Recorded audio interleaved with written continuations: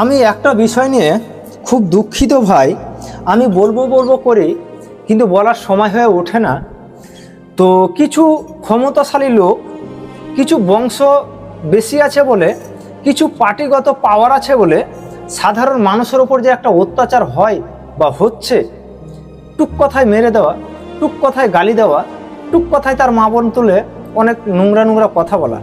তো বলছি ভাই, তুমি যাকে মেরেছো সে একটা যে শান্তির ঘুম পায় সেটা কিন্তু তুমি পাবে না। এটা ইনশাআল্লাহ 100% আমি বলছি।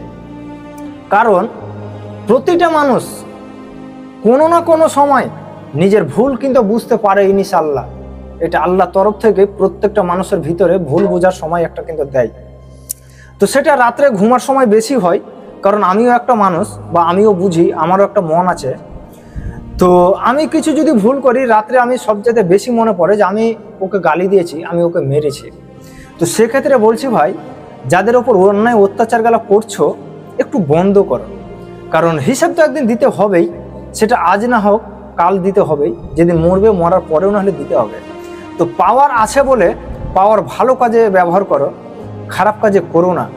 কারণ তো কি, ওই তোমাদের মতন মানুষদের জন্য কিছু কিছু যাদের বংশ নেই, যাদের ভাই বোন বাবা নেই, তাদের কিন্তু মনের ভিতরের যে একটা দুয়া বা দুঃখ, সেটা কিন্তু তোমাকে পোহাতে হবে।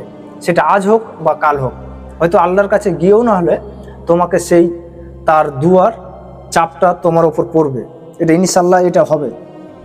তাই বলি, তোমরা মানুষকে মেরে খুশি, খুব আনন্দ দেখাও, আমি ওকে মেরে এসছি, আমি খুব সাহসী, আমি খুব বীর পুরুষ। বাহ, খুব ভালো পারো, তাই না? তোমার যদি কেউ না থাকতো না, তোমার মুখ দিয়ে ওই কথাটা জীবনে বেরোতো না, আমি সেটা প্রমাণ করতে পারি। তো তোমরা তোমাদের বংশ আছে বলে খুব সাহসী, খুব দেখাও, এগুলো বন্ধ করো ভাই। একদিন তোমাদেরও ছোট হতে হবে, সেটা এ দুনিয়া হোক বা পরে হোক। তো যাদের কেউ নেই তাদের উপর অন্যায় অত্যাচারটা একটু বন্ধ করো, তোমাদের কাছে আমার রিকোয়েস্ট।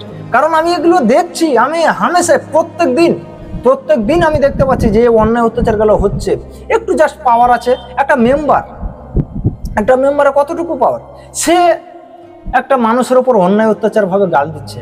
যাদের কেউ নেই, যার বাপ নেই, যার ভাই নেই, যার বংশগত নেই, সে একা জানছে ওর পেছন থেকে কেউ নেই। কারণ এই যে একটা দেওয়াল আছে, আমি বলি উদাহরণস্বরূপ, এই দেওয়াল আছে, তো আমি কিন্তু এখানে টাচ করলেও, আমাকে ঠেললেও কিন্তু আমি পেছনে যাব না। এটা কিন্তু খুব একটা ইম্পর্টেন্ট বিষয়। তো আমার পেছনে কেউ নেই, ও জানে যে ধাক্কা মারলেই আমি চলে যাব খালে। এটা কিন্তু তাদের ভাবনা। তো ভাবনাটা ভাই এ বেশি দিন না, কিছুদিন, যতদিন বেঁচে আছো, মরার পরে এই ভাবনাটা থাকবে না। তো অন্যায় অত্যাচারগুলো বন্ধ করো, তোমাদের কাছে আমার রিকোয়েস্ট। আর পারলে এই ভিডিওটা একটু সবাইকে শেয়ার করে দিও। কারণ যারা অন্যায় অত্যাচারটা করছে সাধারণ মানুষের উপর, একটু যদি কমে বা একটু যদি বুঝে, কারণ বুঝার আমাদের মতন মানুষ বললে বুঝবে না, আমি সেটা জানি, তবু কিন্তু ভিডিওটা আমি করতে বাধ্য। কারণ আমার মনের ভিতরে যে একটা আবেগ বা একটা আমার বলতে ইচ্ছা করে, আমি কিন্তু এটা বলে আমার মনের ভিতরে একটু শান্তি পাবো বলে। তো ভালো থেকো, আবারও এরপরে অন্য বিষয় নিয়ে আসবো। তো আমি জানি না আমার এই ভিডিওতে কতটা ভুল হয়েছে বা সেটা আমি বলতে পারবো না। তো আমার যদি ভুল হয়ে থাকে তো আমাকে ক্ষমা করে দেবে। আর ভুলটা আমার ধরিয়ে দিলে আমি খুব খুশি হব, আনন্দ পাবো।